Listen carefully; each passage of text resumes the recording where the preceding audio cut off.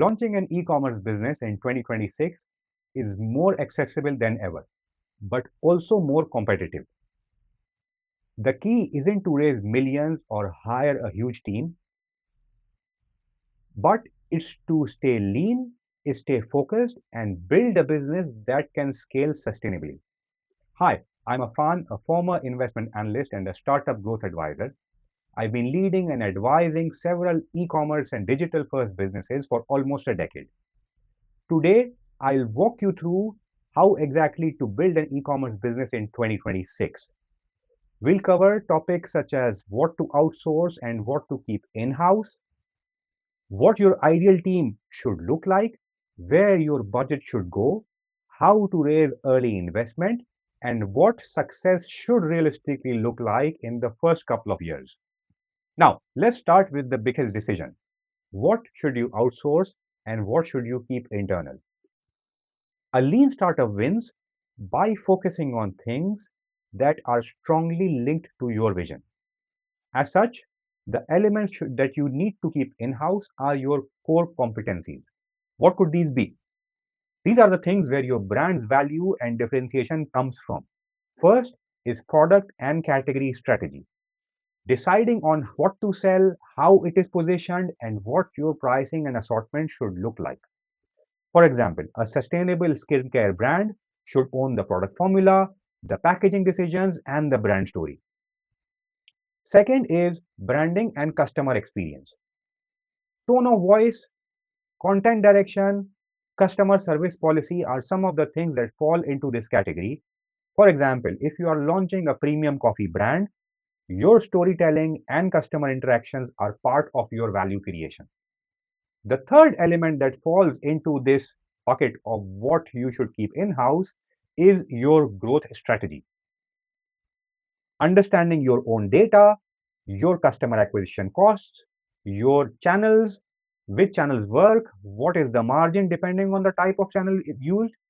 This is where businesses fail when they outsource too early. Moving on to the parts that you can outsource. As you can imagine, these are typically the ones that are not really core to your business, or these are more easily commoditized tasks.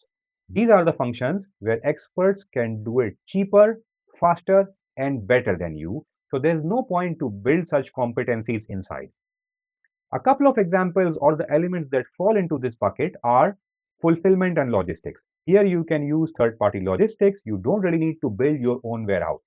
For example, there are Shopify fulfillment partners and other third-party logistic companies out there almost everywhere in the world. Second element is performance marketing execution. So the big focus here is on the word execution. Strategizing kept in-house, but execution potentially outsourced. The strategy should be internal.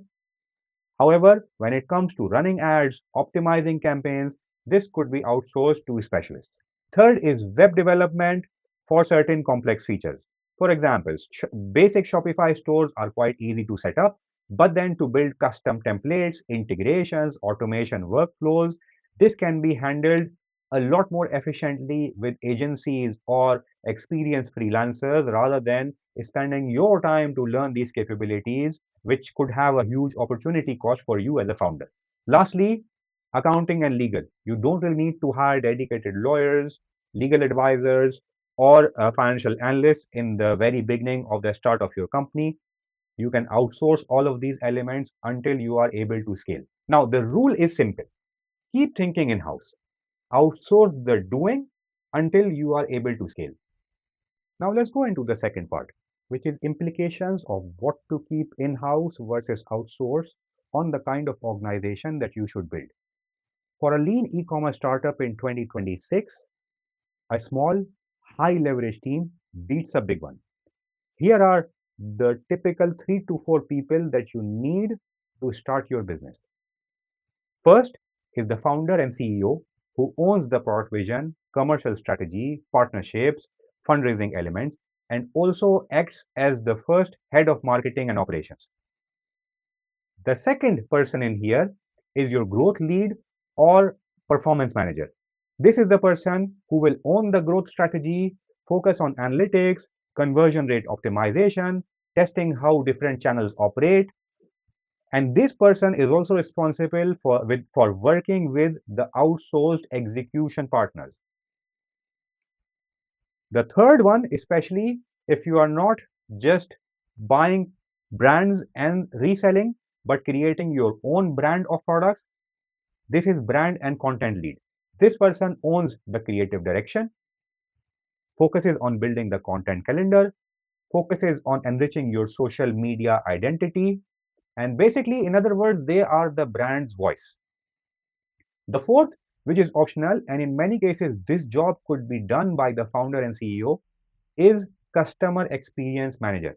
Now, customer experience is an element that I have spoken to a lot in my last couple of videos, because regardless of whatever the quality of product or service that you are selling, if you are lacking in terms of customer experience, customers will not come back to you, right?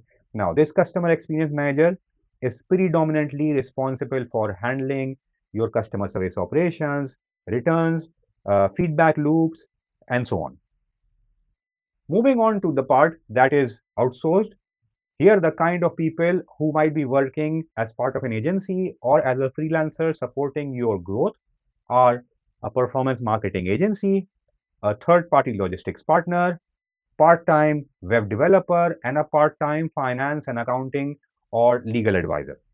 The key to remember here is that this model keeps your fixed costs low while allowing you to scale.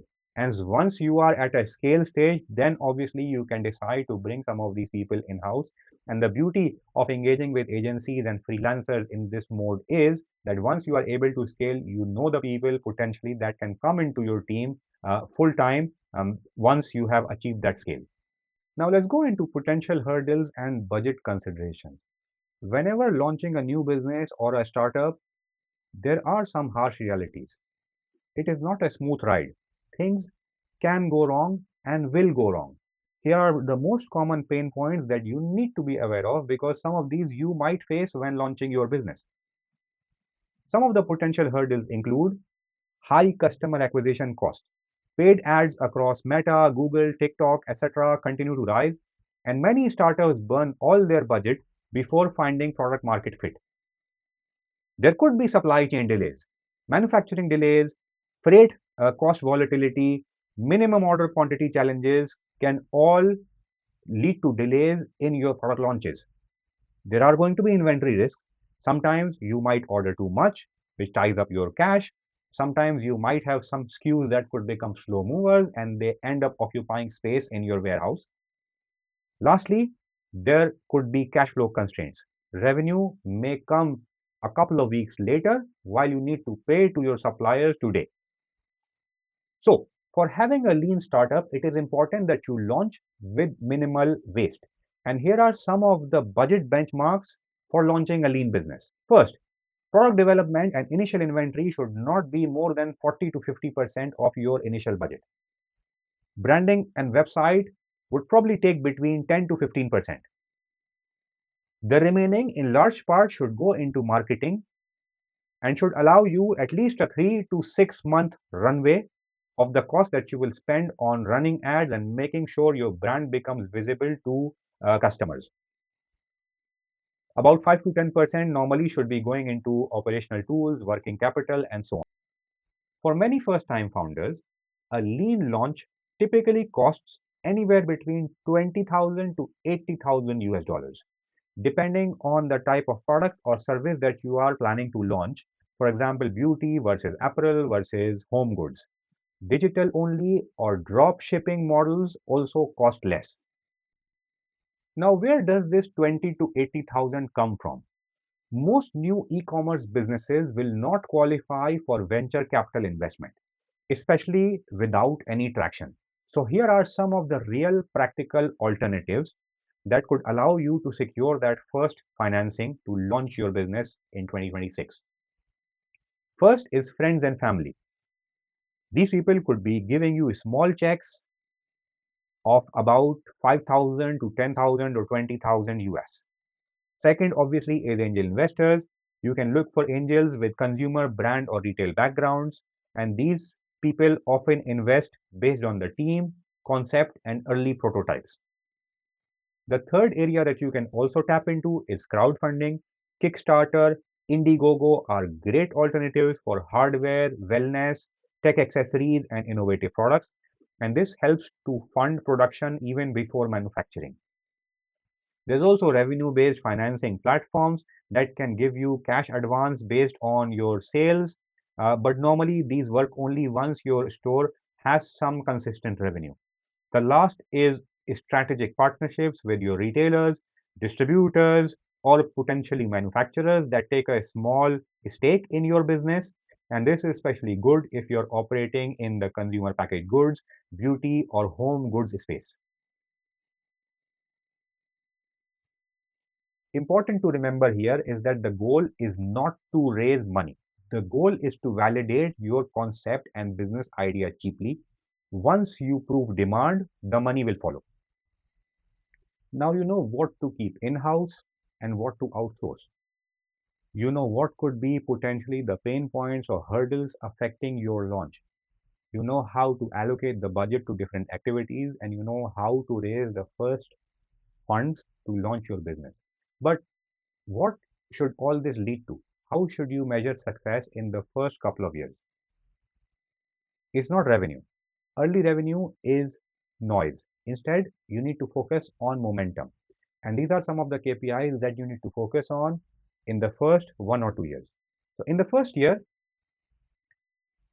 you need to make sure you're launching the minimum viable product with strong customer feedback. Second, you need to observe consistent sales every week, and they may not necessarily be profitable yet. Third, the observation should be that your customer acquisition costs are trending down month over month. Fourth, you start to see some repeat purchases, ideally around the 20% mark. So basically, in other words, 1 out of 5 customers is coming back to you for a second purchase. And lastly, you should have at least one scalable acquisition channel validated. And these acquisition channels could be TikTok creators, Meta ads, organic SEO, and so on. Once you move into the second year, you should see a continuous decline of your customer acquisition costs. And ideally, these costs should start to be lower than your gross margin per customer or at the level of break even. You should have better customer retention, meaning instead of 1 out of 5, maybe 2 or 3 out of 5 customers keep coming back to you. So you see roughly a 30 to 40% repeat purchase rate. You should ideally now be moving towards profitable or near profitable ones. Instead of one scalable acquisition channel, you should have now at least 2 working growth channels. And you should start to see healthy adoption of your business by your customers. The real win by end of year 2, your business is stable, repeatable, and not dependent on paid ads alone. You've built something that is stable now and can scale.